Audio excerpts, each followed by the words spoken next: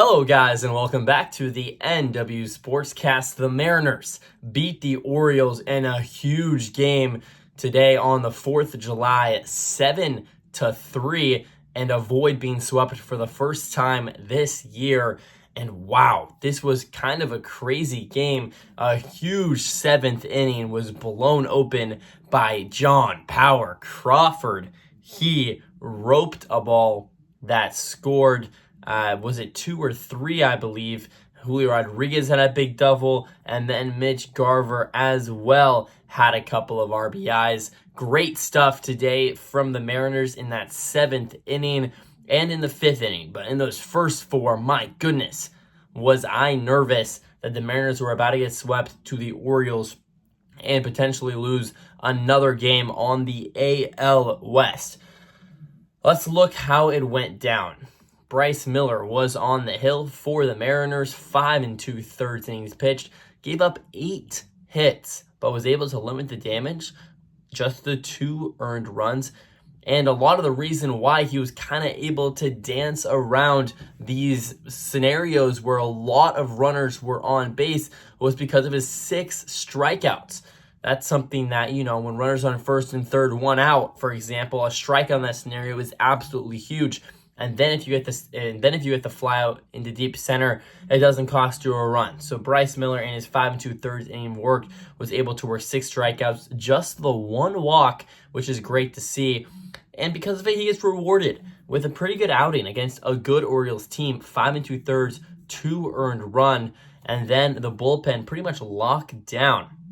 1 earned run by Trent Thornton, but other than that, it was all good. Smooth sailing from the bullpen. The offense didn't look great once again for most of the game, but then in the 7th inning, like I said, things absolutely blew up. J.P. Crawford had a couple of hits tonight, went 2 for 4 with 3 RBIs, and then Mitch Garver with the huge home run to really kind of seal the deal in the 7th inning. He went 1 for 4, but of course it was the big home run, and he picks up a pair of RBIs after J.P. Crawford's bases clearing double. Cal Raleigh, unfortunately, still really cold. 0 for 4. Rayleigh 0 for 4. Julio, a nice little bounce back day for Julio Rodriguez. I'm in the process of making a kind of in-depth analysis on Julio Rodriguez and why he's been struggling so much this year. But it's good to see that he did go 2 for 4 today with a big home run. Absolutely massive. Excuse me. Oh, man. And then Ty France obviously picks up the 1 hit. He goes 1 for 3. He touches home plate a couple of times. And Haniger goes 0 for 1. And Bliss, unfortunately, goes 0 for 3. So all in all, a great day from the offense. You put up 7 runs against Corbin Burnes. And Burnes was rolling for the most part, but then that 5th inning got caught up a little bit, gave up the 2 earned runs, and then was bounced after 6. Not a bad start by Burnes by any means.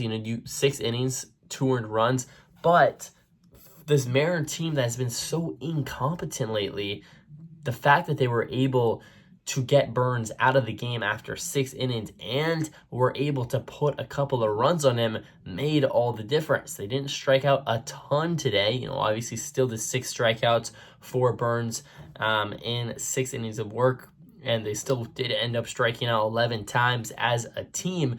But compare the 11 strikeouts to something that maybe normally happens where the Mariners strike out 17, 18, 19, even 20 times, and the 11 looks pretty tame. So the Mariners, they hold on, they win this one, and they avoid getting swept for the first time this year. This Orioles series, honestly, you want to forget it sooner rather than later. You get shut out in Tuesday's game. Then yesterday you have just the 1 run, and then today it was looking like it was going in that direction. But then the Mariners were really able to respond, so kudos to them. Tomorrow, our friends from the north come down and play us at T-Mobile Park. 6:40 p.m. pitch against the Blue Jays. And the Blue Jays are going to be another tough opponent.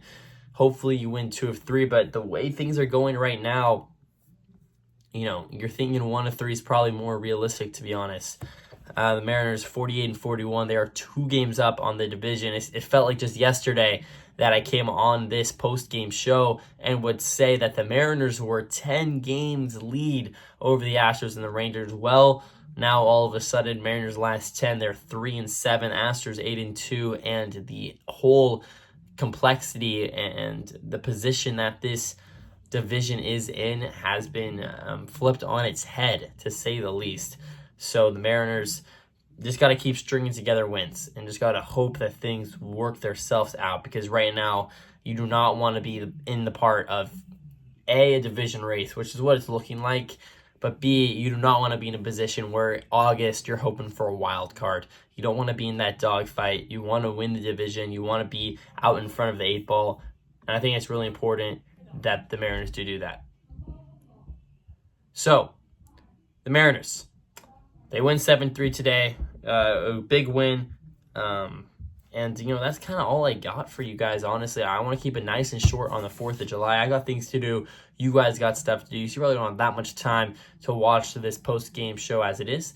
So I think that'll about do it for me. But once again, guys, please watch the video I'm about to release. It's going to be about Julio Rodriguez. Deep dive.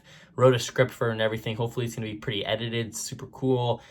Very interesting stuff. Quick sneak preview. There's some very interesting stuff I found in Baseball Savant. One of them, Julio's heart of plate, just not able to put the ball in play. Absolutely ridiculous. His run value, -7. Last year, it was 26.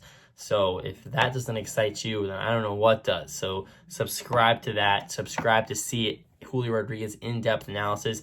And as always, thank you guys so much for watching. This is the NW Sportscast Show. Please like, comment, and subscribe on the video. Blue Jays tomorrow, 6:40. And as always, go Mariners. See you guys.